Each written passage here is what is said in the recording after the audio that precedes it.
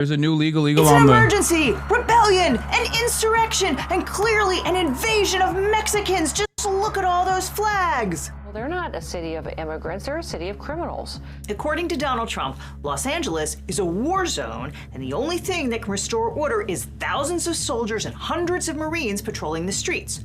Also, the only way to stop a fire is by lighting a match. Last Friday, President Trump sent heavily armored ICE agents in to conduct immigration raids in densely populated neighborhoods in and around Los Angeles without informing local law enforcement or city authorities. He claimed to be liberating the city from dangerous migrants, the worst of the worst, including dozens of textile factory workers, a bunch of laborers outside a Home Depot, and this guy selling fruit on the street corner.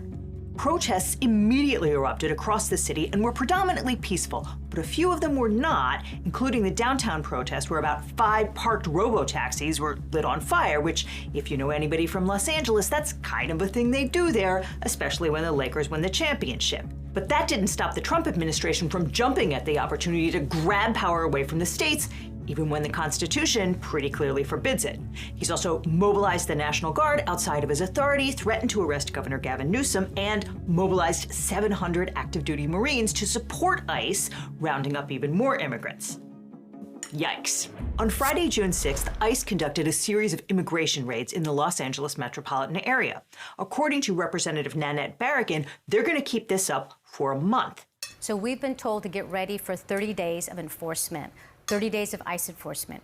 Agents swept multiple locations in the city and took at least 118 people into custody, but 3 locations became particular flashpoints. The first was a garment factory called Ambiance Apparel in the Fashion District. Agents entered the building and interrogated the workers inside, but while that was going on, a crowd of angry protesters surrounded the building. Those protesters included David Huerta, leader of the Service Employees International Union, better known as SEIU, one of the biggest labor unions in the country, who was arrested for impeding ICE agents. Bill Asalee, the U.S. Attorney for the Northern District of California, tweeted out a photo of Huerta after he'd been slammed to the ground in the back of a cruiser with the promise to arraign him on Monday. Ah, for the good old days, when the Justice Department manual's instruction to prosecutors that they should not make any statement or disclose any information that could have a substantial likelihood of materially prejudicing a case actually meant something. See also Rule 3.6 of the California Rules of Professional Conduct. That is one of the, okay. When the Trump administration does shit, you can either package it under stupidity or purposeful cruelty. Sometimes it's both. But that is stupidity. It's cruelty, but it's also incredibly stupid. Because no matter how cruel you want to be, materially prejudicing a fucking court case that the Department of Justice has by having the Attorney General come out and say some fucking insane shit is going to literally drop the court case instantly. She did this, Pam Bondi did this not only with Huerta, but she also did this with Kilmar Abrego Garcia. In an effort to win the battle of public opinion, they greatly prejudiced the way that the public would receive this information by making statements, by making claims and statements about the guiltiness, the perceived guiltiness and the criminality of a person that they were charging. That right there makes it a much easier case to fucking declare a mistrial over. And they still keep doing it because they're fucking stupid. But where were we? Oh, right. ICE agents, FBI, and Los Angeles Police Department cops dispersed the crowd outside the garment factory using pepper spray and took about a dozen people to the Metropolitan Detention Center. Now, members of Congress have the right to inspect federal detention facilities. It's right there in Section 527 of the Consolidated Appropriations Act of 2024. And yet, multiple California representatives were turned away when they tried to enter that facility. Meanwhile, a huge crowd of protesters assembled outside because SEIU has 750,000 members, and they were pissed about the raids, and they were really pissed about Huerta being taken into custody. Now, the vast majority of those protesters were peaceful, but some of them were not. So ICE called LAPD, and the cops came and they caused the crowd to disperse. And perhaps if ICE had said they were going to stage raids in a major metro area or even told the police that they'd picked up Huerta, LAPD could have been on the scene. No, I can't believe she's a LA lawyer and saying this. LAPD is not supposed to clear out the area in collaboration with ICE. Part of the reason why ICE did not inform law enforcement, local law enforcement, I suspect, is for that reason. I think it was more so to make a point and to create chaos in general. But Los Angeles is a sanctuary city and California is a sanctuary state. So I don't think that they can collaborate like that. There's been so far no collaboration, if I'm not mistaken, between ICE and local law enforcement. Sooner rather than arriving after things were already out of control. But ICE was not trying to work with local authorities, which is why no one knew that they would be massing forces for a raid on Saturday near the Home Depot in Paramount, a working-class Latino suburb southeast of LA. But the ICE guys stick out like a sore thumb. And so, of course, people spotted them and spread the word. An angry crowd began to form around the industrial park where the agents were massing, which is hardly surprising in a town that is 82% Hispanic and 32% immigrant. And so, before long, things got totally out of hand, with kids throwing rocks and water bottles at the caravan of ICE vehicles as it fled the town. And no one is condoning violence. But it is important to understand that these are communities where ICE is doing stuff like going into elementary schools and trying to interrogate first graders. So people are scared and they are angry. Okay. The fact that a libbed up lawyer is saying this is really good. Like, under normal circumstances, no fucking liberal will ever talk about the standard of violence that the state applies to civilians. They would never talk about it like that. They hyper focus on the retaliatory violence or the retaliatory response. Like, I don't even want to call it violence. It's like fucking water bottles at a car. Like, get the fuck out of here. Like, they would hyper focus on that, hone in on that, and constantly fucking hit that. But the very fact that she's also talking about like what kind of provocations took place in terms of the much higher amount of violence coming directly from the state, and how inevitable it was that there would be a response to said violent actions by ICE. It's good. It means that I think more liberals also recognize this unfair dynamic. After the raids and the continued detention of Huerta, there was widespread protest across the city on Sunday and Monday. But by then, the LAPD had interposed themselves between ICE and the protesters, and they were the ones firing round after round of tear gas and pepper balls and less lethal rubber bullets, including at this Australian reporter.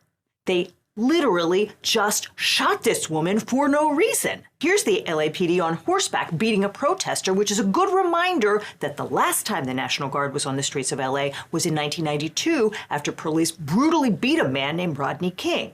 That attack, which was caught on tape, ignited a firestorm, and when the police were acquitted by a jury of the assault, it sparked widespread rioting. In what became known as the Rodney King riots, looting and arson were rampant. 63 people were killed, more than 2. Like, that is more akin to a riot. Okay? Like, what's going on in LA right now is not that. And given how big Los Angeles is, I wasn't there, obviously, in 1992. I was 1 year old, but I suspect that even back then, there were probably other parts of the city that did not even experience anything. That's how big LA is, chat. This is not even to say that like this wasn't a riot or whatever. It's just to try to get you to understand how fucking vast of a land the Los Angeles greater metropolitan area occupies.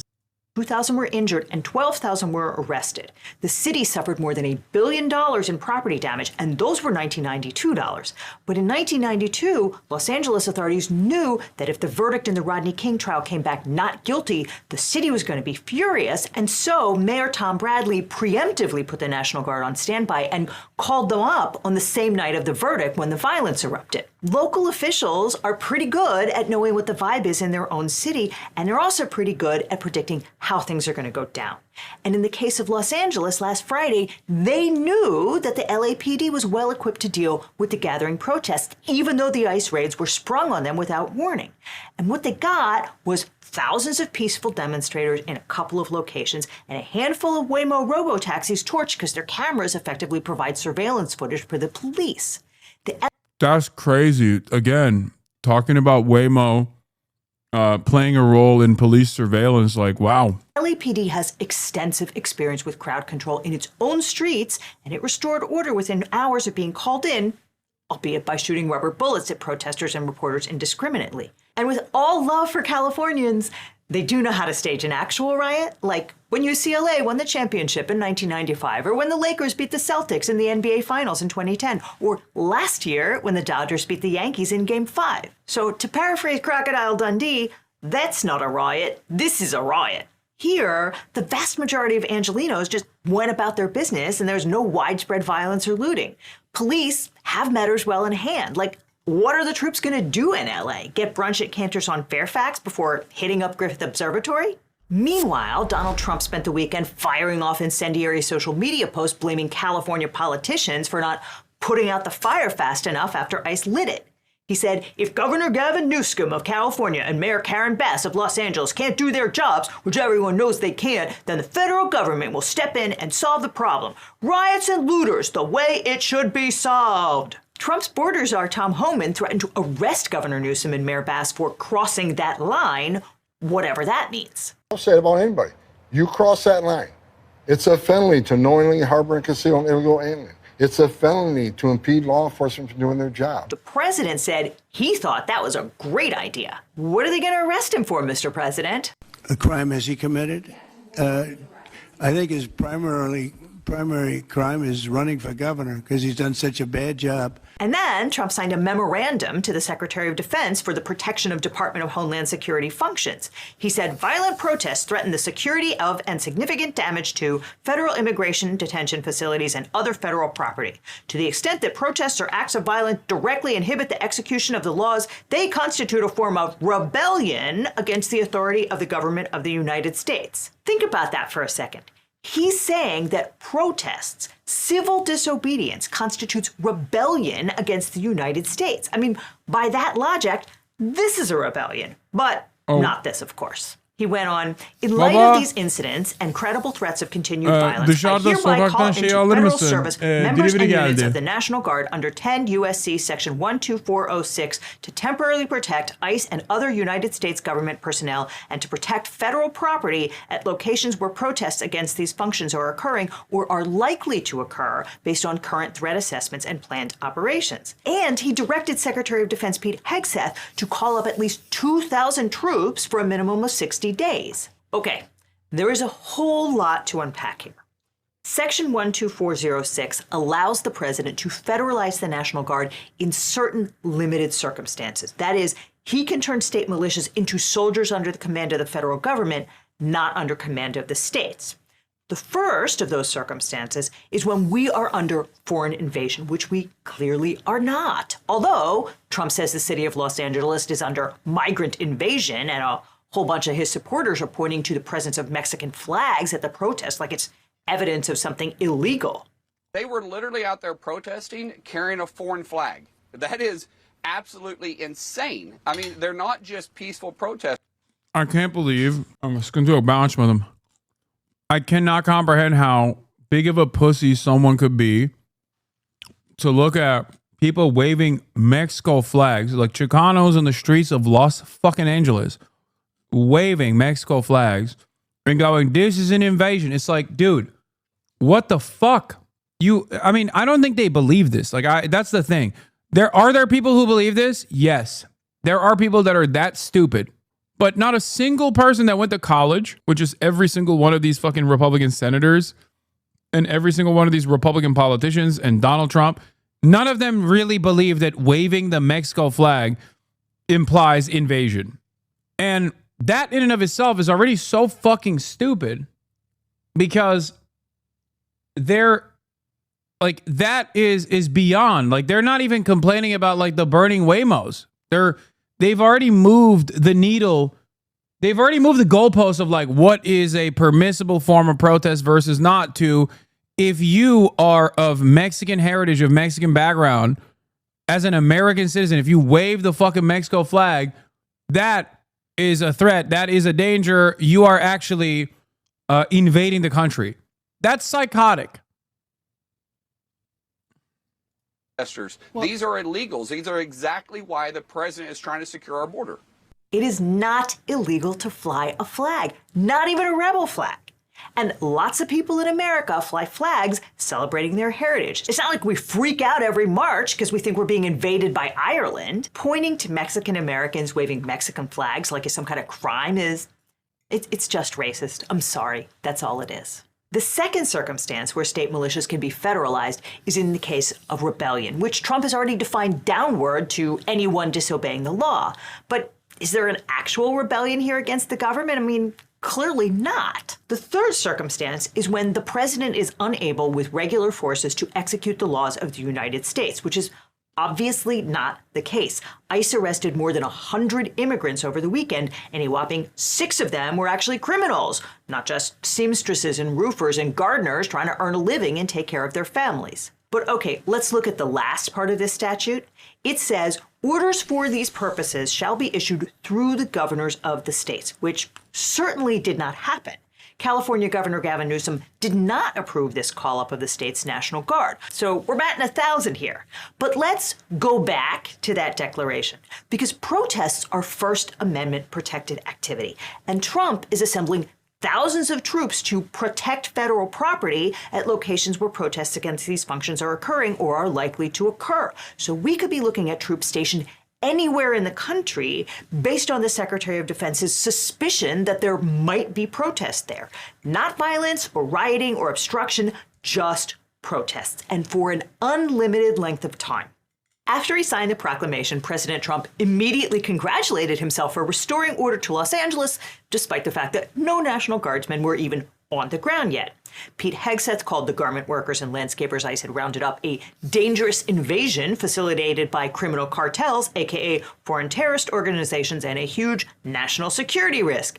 And he threatened to put active duty Marines on the streets of LA, a suggestion Governor Newsom called deranged. But since then, Hegseth made good on that threat, mobilizing 700 Marines for deployment in Los Angeles. What he's going to do with those Marines is another matter. Newsom tweeted out photos of the California Guardsmen Trump summoned to Los Angeles sleeping on the floor since the government has made no provision to feed or house them, in contrast to the ICE agents who have been. It's so wild watching the federal government go through the fucking goalpost changes that I experience in my chat on a day-to-day basis from the dumbest gray names of all time. Like, they very quickly went from undocumented migrants are all rapist criminal monsters that we must physically remove them from U.S. soil to, well, you know, this garment manufacturer and this like the 3 people graduating from high school literally have to be deported instantly. And that's good because, well, they violated the law. They violated the law by coming into the country illegally. And it's like that's the type of shit that I had to work through to get dumb fuck defenders of Trump in my chat to admit to. Like, they would be like, well, they're all criminals. Like, we have to deal with criminals. And then I would tell them they're not criminals and that the overwhelming majority have no crimes whatsoever beyond like a crossing of a boundary, which is, again, basically a little bit more than a jaywalking crime, right? It's like a fucking moving violation, right? It's a misdemeanor. The idea that if you're super rich, deportations don't affect you. Wait, what? Yeah, if you're super rich, a lot of things don't affect you, but you should still care about your community. You should still care about the safety and security of other humans. Depending on the severity of the crime, a moving violation could be more severe than a fucking border crossing. Think about that. It should not be met with this level of violent retaliation from the state. Yeah, overstaying your visa is a civil offense, not a criminal one too. So basically, they quickly dropped all notion that they were actually actively going after criminals, and this is actually an immigration enforcement act born out of the immediate need to deal with the crimes to actually, we just want to fucking deport every Mexican, which was always the truth anyway, which was always the fucking truth. And here we are. Put up at local hotels where they are apparently interrogating the housekeepers making up their rooms and the kitchen staff demanding ID and proof of citizenship. But with the protests being almost universally peaceful, there's very little for the National Guard to do. As David Dian of the American Prospect wrote, the protests are largely clergy members and local politicians occupying public space with crowds chanting slogans and singing "We Shall Overcome." The phalanxes of police and soldiers sent to keep the peace are more or less superfluous, which is good because there's not a lot those soldiers can legally do. Under the Posse Comitatus Act, it's illegal to use the military to execute the laws. That means the government can't use the military to enforce immigration laws or police civilians unless, over the weekend, California politicians urged protesters to stay peaceful. Gavin Newsom tweeted, "The federal government is taking over the California National Guard and deploying 2,000 soldiers in Los Angeles, not because there is a shortage of law enforcement, but because they want a spectacle. Do not give them one. Never use violence. Speak out peacefully." Senator Adam Schiff warned that there is nothing President Trump would like more than a violent confrontation with protesters to justify the unjustifiable, invocation of the Insurrection Act or some form of martial law. The fear here is that Trump will use minor incidents of violence as a pretext to pull the fire alarm and declare an emergency. And remember, he's claiming emergency authorization to seize Congress's tariff authority and deport migrants without due process, so probably a safe bet. Here, the emergency would be an insurrection, empowering Trump to call into federal service such of the militia of any state and use such of the armed forces as he considers necessary to enforce those laws or to suppress the rebellion. That's the Insurrection Act, which is an exception to the Posse Comitatus Act. The Insurrection Act would allow the president to call in the military and use soldiers to conduct immigration raids. So if Section 12406 allows the National Guard to protect ICE, the Insurrection Act allows the troops to become ICE. That would effectively militarize law enforcement and allow the president to occupy an American city, which is why California's leaders were so freaked out. And there are strong signals that the military is preparing to act in a law enforcement capacity. Fox News is airing footage. Being in the U.S. illegally is a civil matter and it's not a broken law like crossing the border illegally, which is a misdemeanor. Returning after a deportation is a felony. You would have to prove they crossed the border illegally. Yeah. So many people overstay their visas or even cross the border and apply for an asylum seeker status, which is legal, by the way. Like, you have the authorization. You're not a legal permanent resident, but you have the authorization to be in the country. But even then, there are so many people who just like visa overstay, don't do any fucking crimes, become members of the community, get married, and are basically left in legal limbo in terms of like getting citizenship. And it's incredibly frustrating to make it seem as though these guys are like undesirable criminals when they give so much in return for so little, under so much legal scrutiny. I hate it. I hate it. It's completely unacceptable. The way we treat migrants in this country is disgusting. Here's the reality. There is already a level of exploitation that exists automatically when you bring in people from other countries that have lower living standards or a currency exchange that greatly benefits the United States of America. Okay? Even if these guys were coming in legally as legal migrants, they would still play a role in depressing wages. Okay? Depressing wages for the documented labor force. Except in America, our unlimited greed is so severe, so perverse, that not only do we do that, but then also on top of that, we have an endless sea of undocumented migrants that we refuse to offer documentation to have a permanent, exploitable labor underclass. It is crazy.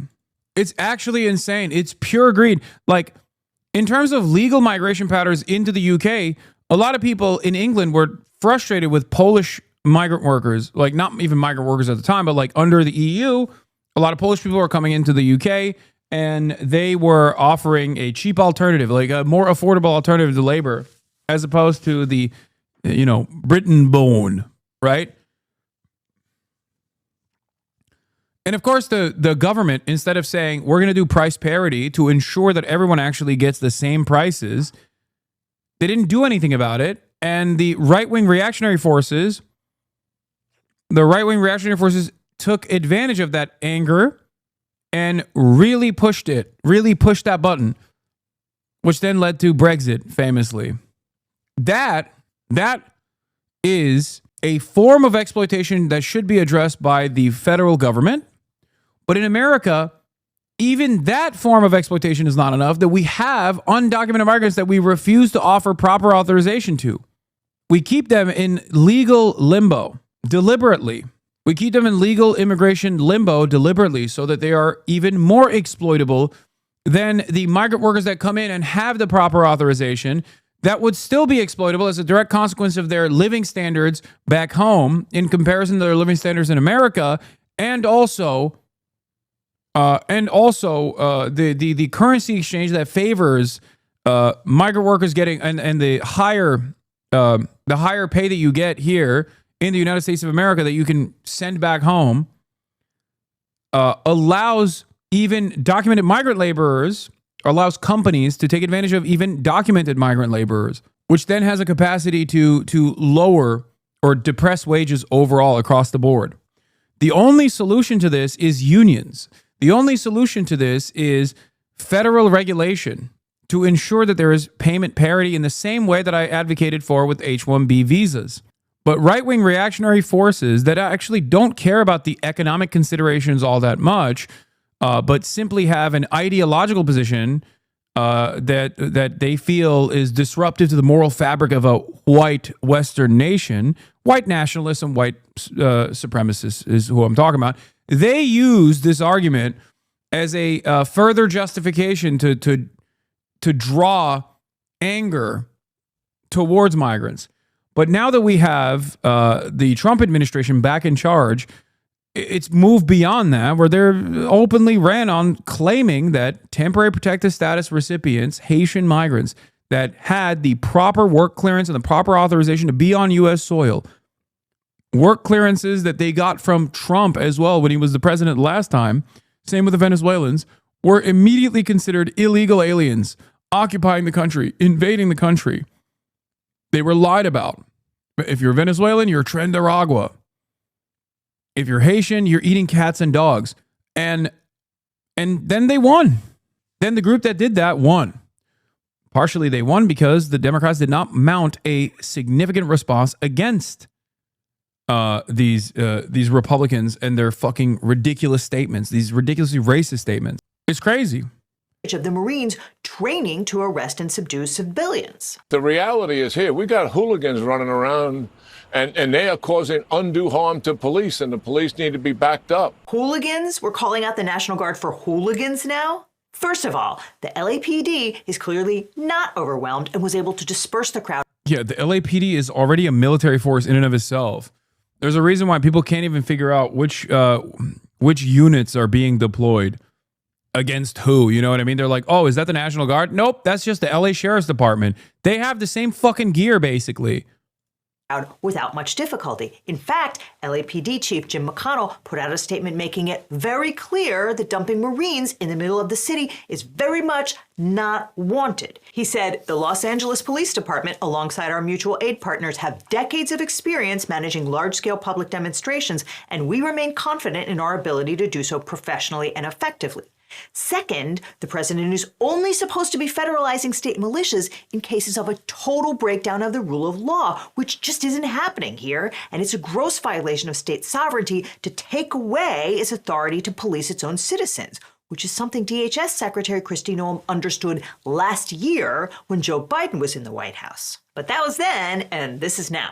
According to the San Francisco Chronicle, Noem is asking the Pentagon to authorize troops to detain, that is, arrest people. Mutual aid partners, anarchists are never beating the allegations. I'm sorry. This is the one time where there is no anti-anarchist sentiment allowed. Okay? They can be as crusty as they want. They can be as showerless as they want. No anti-anarchist sentiment allowed in this fucking chat. Okay? I'm putting a curfew on shitting on anarchists, saying that they don't know how to read, saying that if they knew how to read, they would no longer be anarchists, saying that they smell bad, saying that they're crusty, saying that the only friends that they have are cats. All of those things that many of you are saying, not me, you are saying that, okay? Right now, you are not allowed to say those things because this is the anarchist time to shine, if we're being real. They are so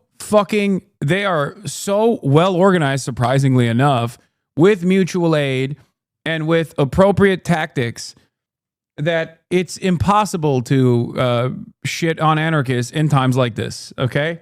This is part of the reason why I always say, like, this is the moment where it matters, and anarchists are always in the fucking front line in moments that matter. No, I did not get the press pass. I don't think the LASD is going to give me a fucking press pass, and I don't even think I need it anyway. Which is a core law enforcement activity. So either she's asking the Defense Department to violate the Posse Comitatus Act, or she's preparing to be on a different legal footing. Trump's Deputy Chief of Staff, Stephen Miller, is openly calling it an insurrection, and so is Trump. But California is a big state, and it's got the resources to fight. First, Governor Newsom called Homan's thuggish bluff. He's been here 10 years. The fear, the horror, the hell is this guy? Come after me, arrest me, let's just get it over with. Tough guy. You know, I don't give a damn. But I care about my community, I care about this community. The hell are they doing? These guys need to grow up, they need to stop, and we need to push back. And I'm sorry to be so clear, but that kind of bloviating is exhausting. Thanks, Gavin. Then he filed a lawsuit in the Northern District of California.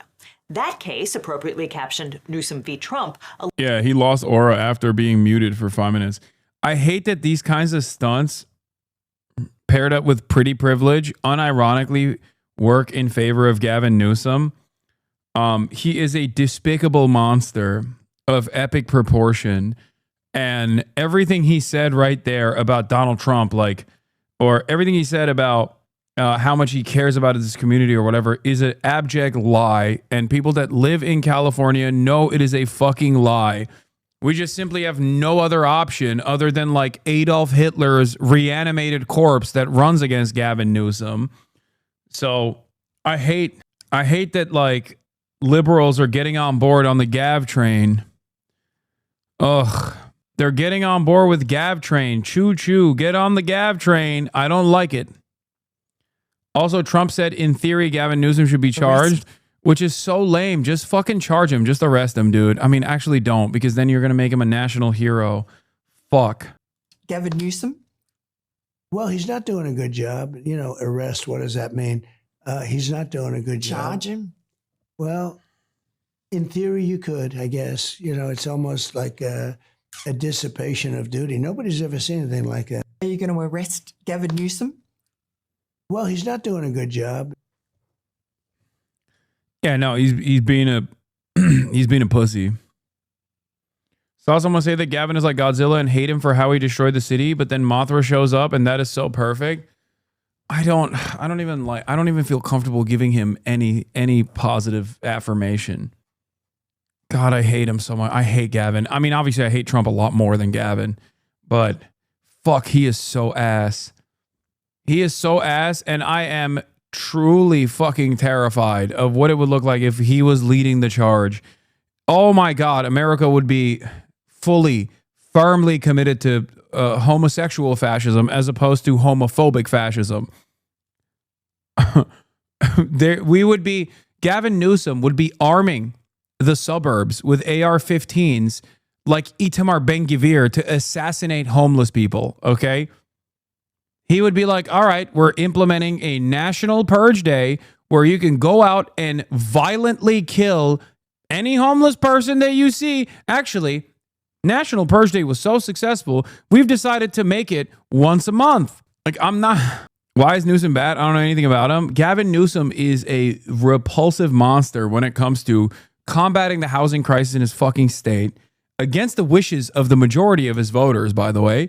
And also simultaneously, the homelessness crisis that is born out of that is also something that he refuses to deal with in the appropriate ways. Yeah, here. Newsom wants cities to force homeless Californians to move camp every 3 days. That's him personally engaging in a fucking sweep. Anyway, a lot of people also, it's weird because on the one side, he's ass on this, but low key, he does a couple things that are actually in favor of criminal justice reform. So on that issue, he's actually not the worst, even though California is a horrible punitive penal colony, basically, has one of the worst fucking state prison structures in the country. Having said that, he has taken the initiative of like reducing the number of prisoners, right? Like, and he gets shit on a lot for some of the good things that he does. But or, you know, protecting abortion, things like that. And up until this last election cycle, even, you know, protecting gay stuff, like queer stuff. Unfortunately, he is the worst at an issue that matters the most, which is, well, he is Mr. Veto Pen, first of all. Okay. You know how people talk about auto pen with Joe Biden? He has the iron fist pen. Okay. He fists every fucking good bill that comes his way through the goddamn state legislature. He will literally deny he will deny any initiative implemented in his state against for-profit healthcare. Same when it comes to any sort of initiative to combat homelessness, other than like this violent response. It's terrible. Did it F again? What the fuck? I didn't see it. Are you upset because of how he handled the rail? I mean, the rail situation is yet another obvious example of the annoying neoliberal predisposition of deep blue enclave states, okay? California and New York basically are the Fedayeen. Like the Democratic Party of these two states is basically like the fucking Mujahideen of neoliberalism. They are the Fedayeen of neoliberalism. They are the Salafists who fucking learn neoliberalism in the madrasas from an early age and will literally strap themselves with improvised explosive devices and blow themselves up in honor of defending neoliberalism. Okay? It is fucking alarming. The private-public partnership in the state of California basically is the most domineering force that renders every government initiative that was democratically voted on to useless.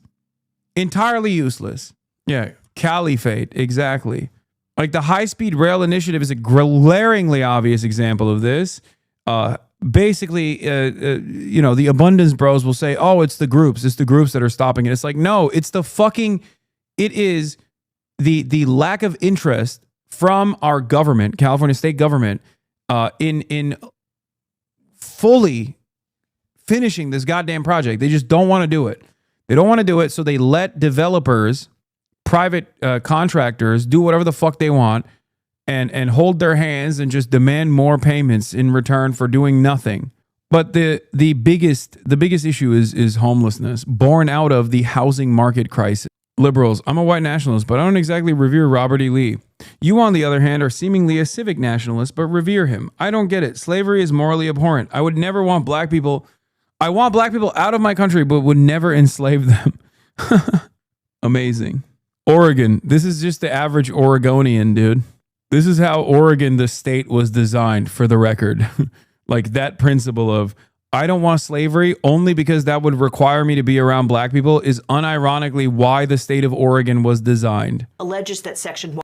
Chatters who say, wow, that's really fucked up, don't know the history of their own state, okay? That is quite literally how Oregon was designed. It was illegal to have slaves because it meant being around black people. 12406 requires the president to go through the governor, not just unilaterally summon the National Guard. And so federalizing the California National Guard without consent of the governor is ultra-virus, which is law talk for outside the law and legally null and void. The suit says that at no point in the past 3 days has there been a rebellion or an insurrection, nor have these protests risen to the level of protests or riots that Los Angeles and other major cities have seen at points in the past, including in recent years. He contrasted it with the Rodney King riots, which involved thousands of people across Los Angeles County, resulting in multiple shootouts, over 60 deaths, thousands of people injured, and more than 12,000 arrests. The implication being that that was an appropriate invocation of the Guard, and this is very clearly not. Newsom pointed out that federal officials did not provide the Los Angeles Sheriff Department or the LAPD with any notice as to the planned operations or otherwise attempt to coordinate activities to protect the safety of the public, which is why they had to call out for chips to rescue them when they went looking for trouble and found it. Someone could get hurt! I'm kidding. It wasn't Dax Shepard riding to the rescue. It was these guys. But when ICE called, the LAPD did show up and protect ICE as requested.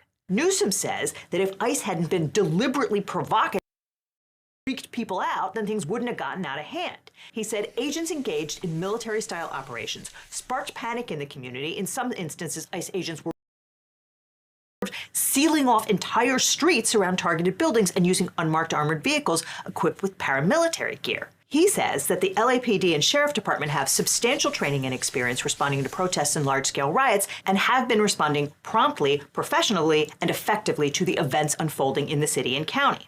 Translation: there is no rioting or rebellion or insurrection, and unlike ICE, local law enforcement is trained to diffuse rather than inflame the situation. The complaint cites the ambiguous wording of President Trump's declaration, which suggests potential misuse of the federalized National Guard, since it's unclear what actions Secretary Hegseth will deem as reasonably necessary to ensure the protection and safety of federal personnel and property. It says that the Trump administration has made it clear that it intends to use National Guard members to effectuate interior civil immigration enforcement, and warns that violation of the Posse Comitatus Act is imminent, if not already underway, which is a big accusation. Or it would be if Trump weren't constantly going on television to talk about all the things he wants to do with those troops. Really? You need soldiers for this? In addition to filing the complaint over the weekend, on Tuesday morning, the state of California moved for an immediate temporary restraining order. The state argued that unless the court stepped in to stop the Trump administration, those federalized National Guardsmen would be used to perform ICE functions in violation of the Posse Comitatus Act. As State Attorney General Rob Bonta put it, the President and Secretary Hegseth have made clear, publicly and privately, that the Marines are not in Los Angeles to stand outside a federal building. Specifically, the state got word that those federalized troops would be holding a secure perimeter in communities around areas where immigration enforcement activities would take place and securing routes over public streets where immigration enforcement officers would travel. And that sounds a lot like crossing the line between supposedly defending ICE agents from protesters and actively aiding ICE in conducting raids, which would definitely violate the Posse Comitatus Act. And Hegseth more or less confirmed it, saying that 700 active duty U.S. Marines from Camp Pendleton are being deployed to Los Angeles to restore order. He also added a gratuitous dig at Newsom, claiming that we have an obligation to defend federal law enforcement officers, even if Gavin Newsom will not, which is kind of nuts, considering the LAPD turned out in force to scare off those hooligans throwing water bottles at the poor defenseless ICE agents. While AG Bonta may be right about what's about to happen, even the way, wow, poor defenseless, throwing water bottles at the poor defenseless ICE agents, like being said sarcastically by, again, a liberal lawyer is cool to see, unless I'm like misreading it, but I feel like she's being sarcastic about it, where she's like being sassy about how silly it is to fucking cry and complain about ICE agents that have like gear. Having water bottles thrown at them. Getting what's called anticipatory relief is a heavy lift. Typically, a temporary restraining order is used to preserve the status quo. Courts almost never issue a TRO to prevent conduct that might or might not happen. But that's not the end of the story. Just because the state might not get the immediate injunction does not mean they won't get one when and if the National Guard is used in a way that violates Posse Comitatus. And California has some very good legal arguments about the illegality of invoking Section 12406 and federalizing the Guard over the governor's objections. I mean, even if Trump can persuade a court that a rebellion is whatever he says it is, the plain language of Section 12406 requires that any federalization orders shall be issued through the governors of the states, and this one was not. And if Trump's federalization order was unlawful, that means the federal government has stolen resources that properly belong to the state of California. And we are heading into wildfire season when the state often needs to deploy the National Guard to actually help its citizens, which it won't be able to do if Pete Hegseth is dragging the National Guard around the country to form a human shield around ICE agents every time they think there might be a protest. The 10th Amendment says that the powers not delegated to the United States. Yeah, promoting violence is awesome. So mad. Wait, what? Did you misunderstand what I was saying? Do you think I'm promoting what ICE is doing? I'm not. I don't. I think violence is abhorrent. Like, I think that unaccountable, unelected, militarized high school graduates that are fucking running amok in our beautiful city streets, kidnapping people simply so they can reach their fucking quotas is a horrifying act of violence. I don't think it's appropriate at all. Do you? It's despicable. I think it's gross. By the Constitution, nor prohibited by it to the states, or reserved to the states respectively or to the people. That's federalism. And it means that the federal government cannot commandeer state resources to carry out federal policy. They have quotas? Yes, they do. Ironically enough, in the most like liberal fashion, when Wall Street Journal actually released information about this back and forth that was going on with Steve Miller and department heads in ICE, Department of Homeland Security, they didn't say that Stephen Miller had, like, they implied that he actually said that there was a quota. And then Stephen Miller went on television and said, there is a quota.